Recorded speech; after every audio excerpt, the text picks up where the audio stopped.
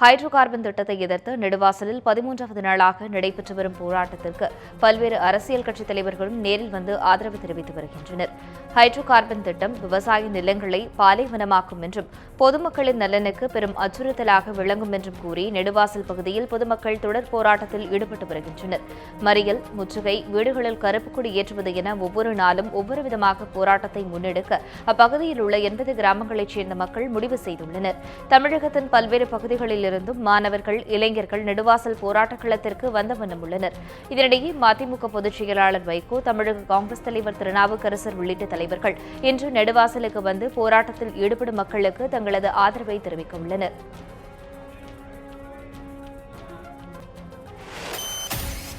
Hydro carbon திட்டத்தால் தமிழகத்திற்கு எந்த பாதிப்பும் ஏற்படாது என மத்திய அரசு விளக்கம் அளித்துள்ளது. ஹைட்ரோ கார்பன் திட்டத்திற்கு எதிராக தமிழகத்தின் பல்வேறு இடங்களில் போராட்டங்கள் நடைபெற்று வருகின்றன. இந்நிலையில் இத்திட்டம் தொடர்பாக மத்திய பெட்ரோலியம் மற்றும் இயற்கை எரிவாயு அமைச்சகம் விளக்கம் அளித்து அறிக்கை வெளியிட்டுள்ளது. அந்த அறிக்கையில் ஹைட்ரோ கார்பன் திட்டத்தால் தமிழகத்திற்கு எந்த பாதிப்பும் ஏற்படாது என தெரிவிக்கப்பட்டுள்ளது.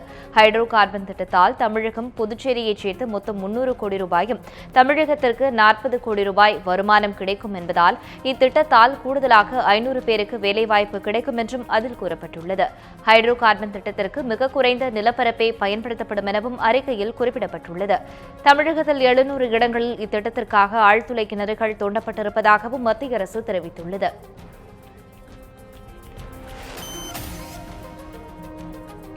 ஹைட்ரோ கார்பன் திட்டத்தை அமல்படுத்த அனுமதிக்க மாட்டோம் என்பதை நெடுவாசல் மக்களை சந்தித்து முதலமைச்சர் எடப்பாடி பழனிசாமி தெரிவிக்க வேண்டும் என்று தமிழக வாழ்வுரிமை கட்சித் தலைவர் வேல்முருகன் தெரிவித்துள்ளார். சென்னையில் செய்தியாளர்களிடம் பேசிய அவர், மக்களுக்கு நம்பிக்கை அளிக்கும் முயற்சியில் மாநில அரசு ஈடுபட வேண்டியது அவசியம் என்று கூறியுள்ளார். தமிழக அரசு ஒருபோதும் இந்த திட்டத்தை தமிழ்நாட்டில் நிறைவேற்ற நாங்கள் அனுமதிக்க மாட்டேன். குறிப்பாக முதலமைச்சராகிய நான் இந்த திட்டத்தை அனுமதிக்க மாட்டேன். உங்கள் உணர்வுகளுக்கு மதிப்பளித்து விவசாய விளைநிலங்களை பாதுகாக்கின்ற வகையில் நானும் உங்களோடு தோளோடு தோள் நின்று இந்த திட்டத்தை எதிர்ப்பேன் என்கிற கருத்தினை மக்கள் முன் அவர் வெளியிட முன்வர வேண்டும். ஹைட்ரோ கார்பன் திட்டத்தை எதிர்த்து புதுக்கோட்டை மாவட்டம் நெடுவாசலில் போராட்டத்தில் ஈடுபட்டு வரும் மக்களை தமிழக முதலமைச்சர் எடப்பாடி பழனிசாமி சந்தித்து பேச வேண்டும் என்று பாட்டாளி மக்கள் கட்சித் தலைவர் ராமதாஸ் வலியுறுத்தியுள்ளார். சேலத்தில் செய்தியாளர்களிடம் பேசிய அவர், காவிரியின் குறுக்கே மேகதாதுவில் அணை கட்டும் கர்நாடக அரசின் முயற்சி தடுத்து நிறுத்தப்பட வேண்டும் என்றும் கேட்டுக் கொண்டுள்ளார். மேலும் சட்ட ரீதியாக குற்றவாளி என அறிவிக்கப்பட்டு தண்டிக்கப்பட்டவர்கள் அரசியல் தலைமை தாங்குவதை தடை செய்யும் வகையில் தமிழக சட்டமன்றத்தில் தனி மசோதா கொண்டு வர வேண்டும் எனவும் ராமதாஸ் கேட்டுக் கொண்டுள்ளார்.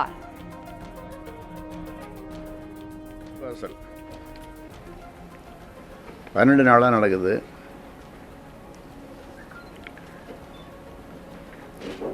முதல்வர் அதை பற்றி ஏதோ சொல்கிறாரு, ஆனால் உருப்படியாக சொல்லலை. சட்டம் ஒழுங்கு ரொம்ப சிக்கலாகிற நிலைமை இருக்குது.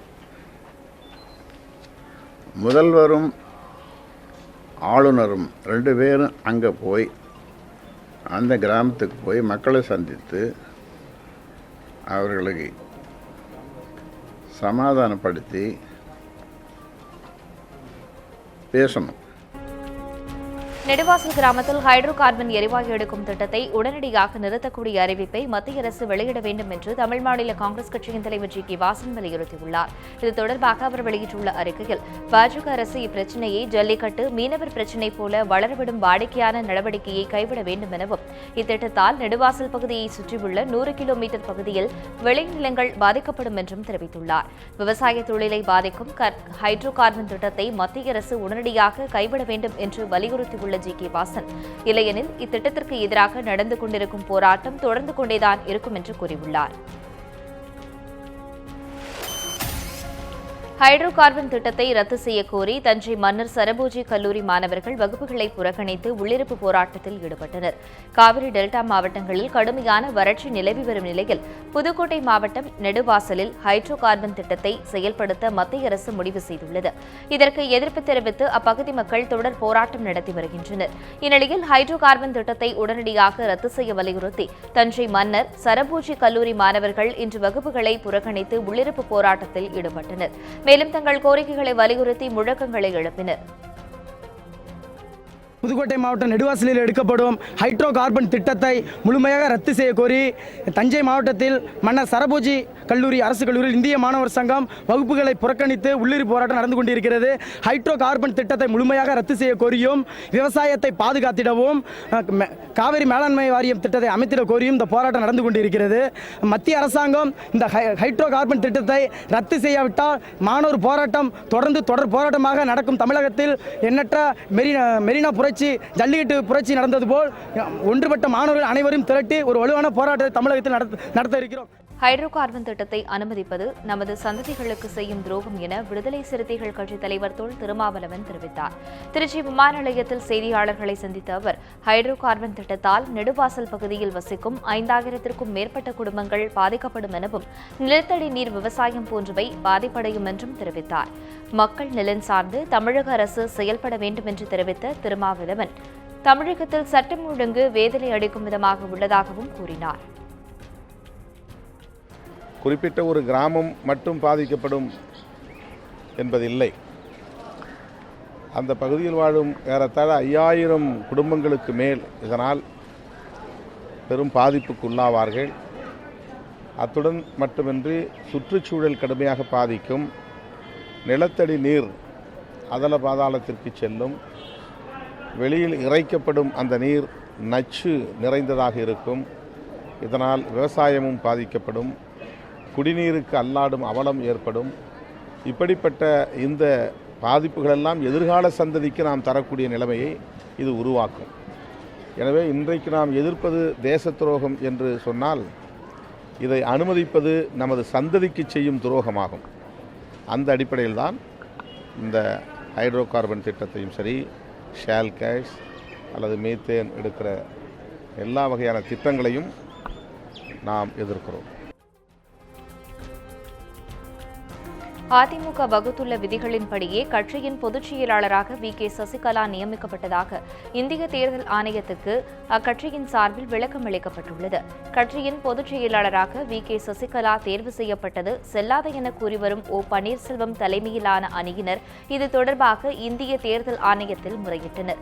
அதிமுக பொதுச் செயலாளரை கட்சி தொண்டர்கள் தேர்வு செய்ய வேண்டும் என்னும் நிலையில் அவ்வாறு தேர்வு செய்யப்படாத வி.கே. சசிகலாவின் நியமனம் செல்லாது என அறிவிக்க வேண்டும் எனவும் அவர்கள் கோரிக்கை விடுத்திருந்தனர்.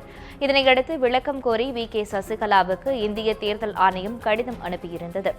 இதற்கு அதிமுக சார்பில் அதன் துணை பொதுச் செயலாளர் டிடிவி தினகரன் பதிலளித்துள்ளார். அதில் அதிமுக விதிகளின்படியே பொதுச் செயலாளராக வி.கே. சசிகலா தேர்வு செய்யப்பட்டுள்ளதாக தெரிவிக்கப்பட்டுள்ளது. தமிழக மீனவர்களின் அனைத்து பிரச்சினைகளையும் தீர்க்க உடனடியாக நடவடிக்கை எடுக்கப்படும் என்று மத்திய அமைச்சர் பொன் ராதாகிருஷ்ணன் தெரிவித்தார். டெல்லியில் இன்று மத்திய நெடுஞ்சாலைகள் மற்றும் கப்பல் போக்குவரத்துத்துறை அமைச்சர் நிதின் கட்கரி, தமிழக முதலமைச்சர் எடப்பாடி பழனிசாமி, மத்திய இணையமைச்சர் பொன் ராதாகிருஷ்ணன் ஆகியோர் சந்தித்து பேசினர். இதனைத் தொடர்ந்து செய்தியாளர்களை சந்தித்த பொன் ராதாகிருஷ்ணன், கன்னியாகுமரி மாவட்டம் இணையம் துறைமுகத்தில் மீனவர்களுக்கான அனைத்து வசதிகளும் செய்து தரப்படும் என்றும், மீன்களை ஏற்றுமதி செய்யும் வசதி இணையம் துறைமுகத்தில் செய்யப்படும் என்றும் கூறினார். முதல் அம்சமாக இணையம் வர்த்தக துறைமுகம் சம்பந்தமாக பேசணும். மீனவர்களுக்கு இருக்கக்கூடிய பிரச்சனைகள் எந்த பிரச்சனையாக இருந்தாலும் அந்த பிரச்சனைகளை தீர்த்து கொடுப்பதற்கு மத்திய அரசாங்கம் தயாராக இருக்கிறது. அதில் என்னென்ன விஷயங்கள் உண்டோ அது அவ்வளோ பார்க்குறதுக்கு தயாராக இருக்கிறோம். 11 நாட்டிகள் மைல் உள்ளால போய் அவங்க மீன் பிடிக்கக்கூடிய ஏற்பாடுகள், மீன்பிடி துறைமுகம், பிடித்து வந்த மீனை பாதுகாக்கக்கூடிய ஏற்பாடுகள், அதை பதப்படுத்தக்கூடிய ஏற்பாடுகள், இங்கிருந்தே அவர்களுக்கு ஏற்றுமதி, இப்போல்லாம் கொச்சியில் போய் ஏற்றுமதி பண்ணிக்கிட்டு இருக்கிறாங்க. அது பதிலாட்டு இணையத்திலிருந்தே ஏற்றுமதி பண்ணக்கூடிய ஏற்பாடுகள், எல்லா முழு வசதிகளும் நம்ம ஏற்பாடு பண்ணி கொடுக்குறது. பல்வேறு கோரிக்கைகளை வலியுறுத்தி நாடு முழுவதும் 10 லட்சம் வங்கி ஊழியர்கள் இன்று வேலை நிறுத்தத்தில் ஈடுபட்டுள்ளனர். மேலும் பல்வேறு இடங்களில் வங்கி ஊழியர்கள் ஆர்ப்பாட்டத்தில் ஈடுபட்டனர். வாராக்கடன்களுக்கு வங்கி உயரதிகாரிகள் பொறுப்பேற்க வேண்டும், வங்கித்துறையில் மத்திய அரசு சீர்திருத்தங்களை கைவிட வேண்டும், நிரந்தர வேலைவாய்ப்புகளில் அவுட்சோர்சிங்கை அனுமதிக்கக்கூடாது, காலி பணியிடங்களை விரைந்து நிரப்ப வேண்டும், வங்கி ஊழியர்களுக்கான அடுத்த கட்ட சம்பள விகிதத்தை புதுப்பிக்க நடவடிக்கைகளை மேற்கொள்ள வேண்டும் என்பது உள்ளிட்ட கோரிக்கைகளை வலியுறுத்தி நாடெங்கிலும் உள்ள அரசு மற்றும் தனியார் வங்கி ஊழியர்கள் இன்று ஒருநாள் வேலைநிறுத்தத்தில் ஈடுபட்டுள்ளனர். இதன் ஒரு பகுதியாக சென்னை வள்ளுவர் கோட்டத்தில் நடைபெற்ற போராட்டத்தில் ஏராளமான வங்கி ஊழியர்கள் கலந்து கொண்டனர். மத்திய அரசாங்கத்துடைய வங்கித்துறைக்கு எதிரான கொள்கைகளை கண்டித்து இன்றைக்கு இந்தியா முழுவதும் 10 லட்சம் ஊழியர் அதிகாரிகள் ஒரு நாள் எதிர்ப்பு வேலைநிறுத்தத்தை மேற்கொண்டிருக்கின்றோம். காரணம், இந்தியாவில் வங்கித்துறை ரொம்ப முக்கியமான கேந்திரமான துறை. சாதாரண ஏழை எளிய மக்களுடைய சேமிப்பு புழங்கக்கூடிய துறை வங்கித்துறை.